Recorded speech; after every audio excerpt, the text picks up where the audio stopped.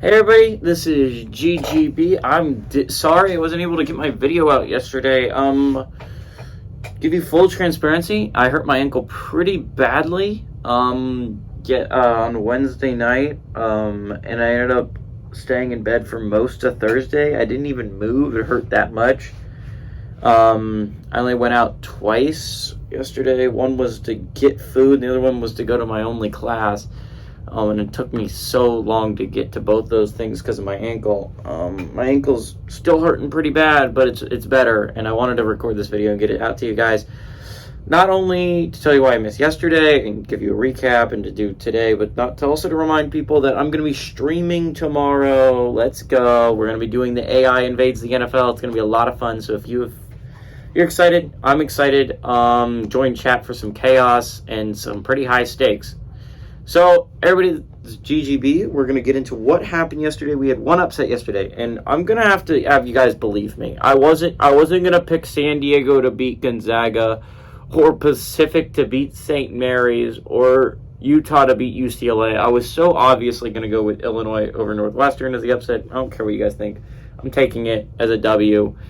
So that puts me at 3 points. I was going to pick Illinois over Northwestern. It was just the so obvious choice. They were not only favored in that game, they were the only team that was close to being able to pull off an upset. Anyways, Illinois gets a big victory over Northwestern, which is a massive W for a whole bunch of basketball teams, but massive W's for teams like Indiana and Maryland and Michigan. Massive W's for all these teams. Illinois, Indiana, Maryland, and Michigan are now only a game back from second place in the Big Ten. And Northwestern doesn't have the easiest schedule moving forward. So who knows? They could end up losing that second slot. Northwestern looked like they were going to cruise to another good victory on their resume. They had a 15-point lead, but that ended up disappearing very quickly. Illinois gets a clutch victory over a good Wildcats team. And now they're only a game back from second place and enter the tie with Indiana, Maryland, and Michigan for third place. Obviously, two of those teams are going to be very disappointed, end up in the 5-6 slot. That was an important victory, though, for Illinois. Go over what else.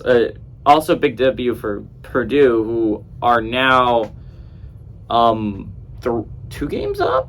I want to say, 2 games up on Northwestern, which means a win tomorrow against Indiana clinches at least a share of the Big Ten. 2 wins gives them the outright title no matter what happens with Northwestern down the stretch. So, big game for Purdue. They basically clinch at least a share. They clinch a share tomorrow if they win. They just need 1 victory to clinch a share, 2 to clinch it outright, or clinch 1 win and a Northwestern loss to clinch it outright as well. So, an important victory there for Purdue. I mean, big win for Purdue.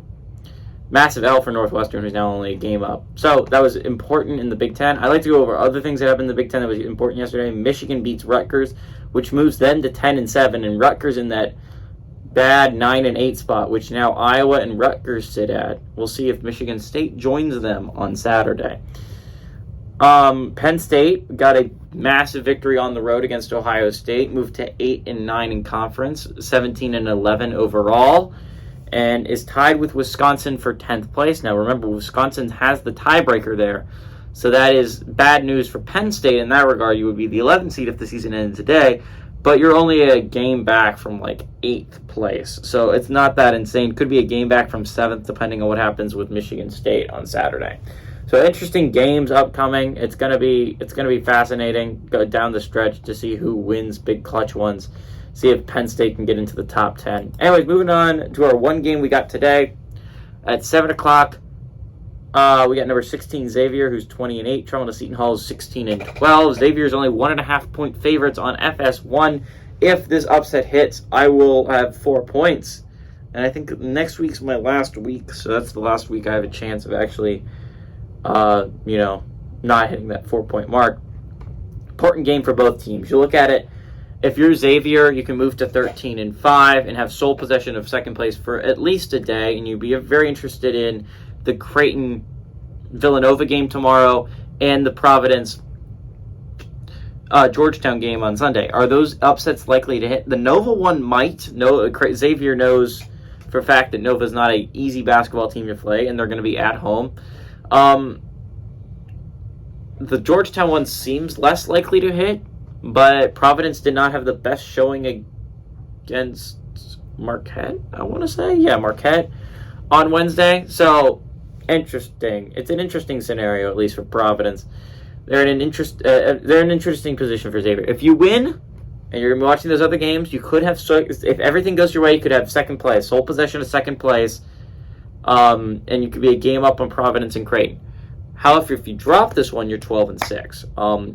If things go your way, it could still be tied for second, but you could have sole possession of fourth after Sunday. So this is a big game for Xavier if you want to stay in that battle for second place in the Big East. Seems unlikely that anyone catches Marquette at this point. They would have to lose 2 out of 3 when they're playing 3 of the 4 worst Big East teams. Now, it's not impossible for St. John's, Butler, or DePaul to pull off an upset.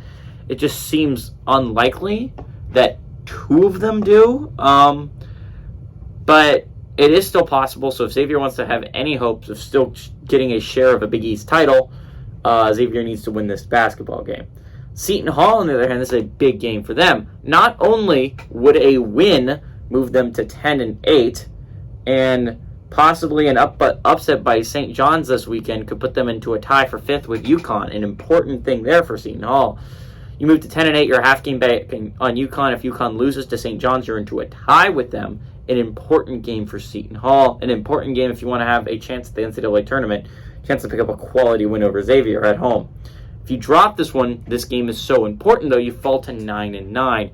If Nova wins against Creighton tomorrow, then Nova moves to 9-9, and suddenly you're in a tiebreaker with the Wildcats. So an important game for Seton Hall. So if you're a UConn fan and a Nova fan, you are in complete agreement that you want Xavier to win this basketball game.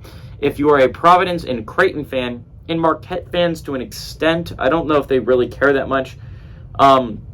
They seem to have sole possession of first place, and it feels like that's going to stay that way. And even if Xavier does lose, Providence and Creighton have the same record. It's not like there's less team. There is less teams, but there's not like it was one team chasing you and now there's no teams chasing you. There's still 2 teams chasing you, not a huge difference.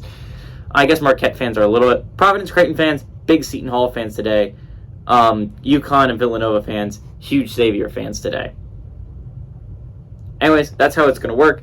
Obviously, I got to pick the one upset that is going to be today. Hey everybody, this is GGB saying adios amigos, and maybe this will hit, and maybe I'll actually hit my goal for this week already. Everybody, this is GGB saying adios amigos, and go Pirates.